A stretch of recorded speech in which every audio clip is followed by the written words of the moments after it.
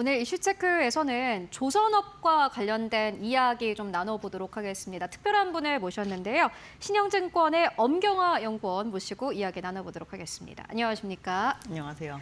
네, 또 많은 분들에게 조선의 국모라는 애칭을 또 갖고 계시는 우리 또 엄경화 연구원님께서 직접 출연을 해주셨는데 조선업 2025년의 전체적인 흐름 어떻게 보고 계십니까?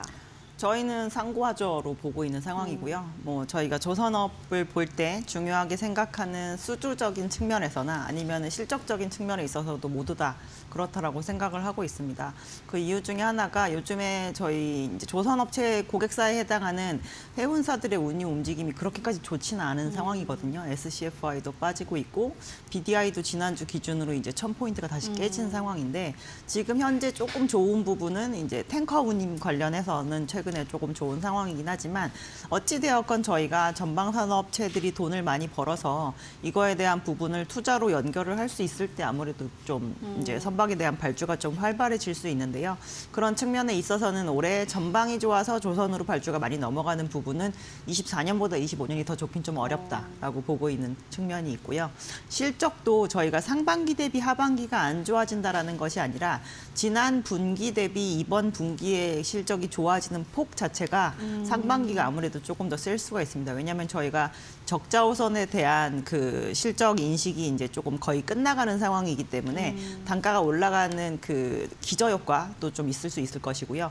뭐 다들 지금 체감을 하고 계시겠지만 환율 자체가 지금 굉장히 높은 상황인지라 저희가 상반기 환율 대비 하반기 환율이 더 높아지지 않는 이상이라고 한다면 저희가 그 달러 기준으로 올라갔던 성과의 상승 효과도 하반기가 되면 조금 더 둔화가 될 수가 있거든요. 그래서 올해 전반적인 흐름은 상반기가 조금 더 호전적인 모습을 보일 것이고 하반기에는 조금 약간 쉬어갈 수도 있지 않을까라고 보고 있습니다.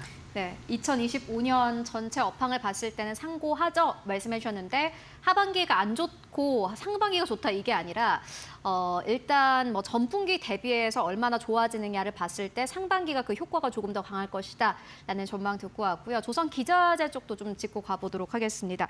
2025년에 조선 기자재도 짚고 와야 될 텐데 보니까 한화엔진이 1월 초에 대규모 수주가 있지 않습니까? 수주를 했죠. 굉장히 이례적이다라는 생각도 들었고요. 전체적인 조선 기자재 쪽의 업황은 어떻게 보고 계십니까? 일단 조선 기자재 업체들 같은 경우는 이제 요즘에 보면 조선 업체들이 점점점 매출이 늘어나면서 기자재 업체들도 매출뿐만 아니라 마진이 굉장히 좋은 모습을 많이 보여주고 있는데요. 기자재 업체들 같은 경우는 실적 흐름에 있어서 좀 좋아지는 효과는 상반기뿐만 아니라 하반기에도 계속 이어질 가능성이 높다라고 보고 있습니다. 일단 조선 업체들이 더 많은 더 높은 가격의 선박을 건조하는 과정에서 그 해당 품목에 저희가 납품이 되고 있는 기자재들의 단가도 올라가는 효과가 좀 클 것이고요. 그리고 기자재 업체들 같은 경우는 국내에 있는 조선 업체에게도 저희가 납품을 하는 부분이 있지만 해외에 있는 특히나 중국에 있는 조선 업체에게 저희가 납품을 해야 되는 부분도 있어서 그러한 측면에 있어서 저희가 한국 조선 업체들을 25년 이후에 물량적인 성장세는 조금 이제 멈춘다라고 말씀을 보통 드리는 편인데 기자재 업체들 같은 경우는 납품량이 늘어나는 추이가 내년, 내후년까지도 조금 이어질 수 있을 만한 여지가 있어서 매출 증가에 따른 이제 고정비 커버 효과, 레버리지 효과가 조금 더 크게 나타날 수 있을 것 같고요. 그래서 저희가 과거에 2007년 전후로 있었던 그 호황기에 수주했었을 때보다 매출에 대한 부분이 아직 다 달성이 안 됐음에도 불구하고 역사상 최고 수준 마진을 보이는 업체들도 일부 있거든요. 근데 아마 올해 내내 실적 시즌이 진행이 되면서 그러한 부분을 추가적으로 더 확인하실 수 있을 것으로 판단하고 있습니다. 조선 기자재 쪽도 아무래도 실적 나올 때마다 여러분들 함께 확인을 해보실 필요가 있을 것 같다라는 생각이 들고요. 특히나 최근 들어서 많은 투자자분들이 또 조선업을 특히나 또 관심을 가지고 계시는 게 이제 트럼프 2기가 시작이 되고 특히나 이제 트럼프 당선인이 한국과의 협력을 꼭 집어서 이야기를 했기 때문에 그 부분에 대한 좀 기대감, 투자 심리 자체가 이전보다 더 좋아졌다라는 생각도 들고요. 어떻게 보십니까? 그러니까 우리나라는 1년에 한 220척에서 250척 정도의 배를 만든다고 보시면 될 것 같습니다. 근데 거기에서 인도나 미국은 사실 큰 고객사는 아니었었거든요. 근데 일단 당선자가 얘기한 부분에 대해서는 이제 군함과 관련된 부분에 한국의 협력이 필요하다라고 얘기를 한 거기 때문에 지금까지 국내 조선 업체들이 아주 매출이나 수주에 있어서 큰 영역을 차지하지 않던 고객사가 이제 시장에 생긴 그런 효과라고 보시면 될 것 같고요. 그뿐만 아니라 이제 최근에 얘기되었던 그 미국에서 이제 선박법이 진행이 되면서 이 군함도 군함인데 저희가 뭔가 어딘가에서 이렇게 국지전을 진행을 한다거나 아니면은 그냥 내부적으로도 그 미국이 뭔가 물자를 날르기 위한 데 있어서의 전략적인 상선이 굉장히 부족하다는 걸 내부적으로 또 많이 파악을 하고 있는 상황이거든요. 그래서 지금까지 국내의 그 상선 쪽 수주에서도 또한 그렇게 큰 물건을 차지하지 않았던 미국이 이제 트럼프의 컴백으로 인해서 약간 좀 살아난다라고 하면 국내 업체들은 이제 수주에 있어서 좀 믿는 구석을 어느 정도 마련하고 좀 넘어갈 수 있는 부분이 있고요. 뿐만 아니라 이제 화석연료 개발에 대해서 조금 긍정적인 그죠. 톤이잖아요. 네. 그래서 그런 거에 있어서의 이제 LNG 개발이 만약에 미국에서 좀 많이 활성화된다라고 하면 이제 기존에 저희가 중동에서 수출되는 그 가스 같은 경우는 인도나 중국으로도 수출이 되는 경우가 굉장히 많은데 미국에서 수출되는 LNG 가스 같은 경우는 유럽이나 이제 아시아에 있는 한국이나 일본으로 많이 되게 됩니다. 그래서 그거에 대한 물량을 나르는 해운사들은 대부분 그 수입지에서 발주를 하게 되고 그렇게 되면 한국 조선 업체들로 먼저 찾아오게 될 그럴 가능성이 높기 때문에 그러한 측면에 있어서도 국내 조선 업체들한테는 트럼프 효과가 좀 많이 긍정적인 영향을 주지 않을까라고 생각하고 있습니다. 우리가 생각하지 못했던 분야에서 뭔가 또 어떤 훈풍이 불어올 수 있겠다라는 생각이 들고요. 이어서 실적 부분을 좀 짚고 가도록 하겠습니다. 조선 3사의 실적을 또 궁금해하시는 분들도 많을 것 같고요. 요 조선 3사들 실적에 대한 기대감이 나오고 있는 상황 속에서 또 이전의 슈퍼사이클 때랑 비교하면은 어떤지도 좀 궁금합니다. 저희가 이전에 슈퍼사이클일 때 선가 자체가 가장 높았던 시기는 2008년 4분기 정도 수준이었었고요. 저희가 수주 성과가 그랬고 그거를 만들어서 실적으로 가장 좋았던 시기는 2010년입니다. 네, 그때 당시 국내 조선 업체들 기준으로 영업이익률 한 10%대 중반 정도가 제일 잘 기록했던 이익 수준이었었거든요. 근데 지금 저희 보면 2024년에 이미 국내에 상장되어 있지는 않지만 조선 업체들 중에서 두 자릿수 영업이익률이 이미 보이고 있는 업체들이 있습니다.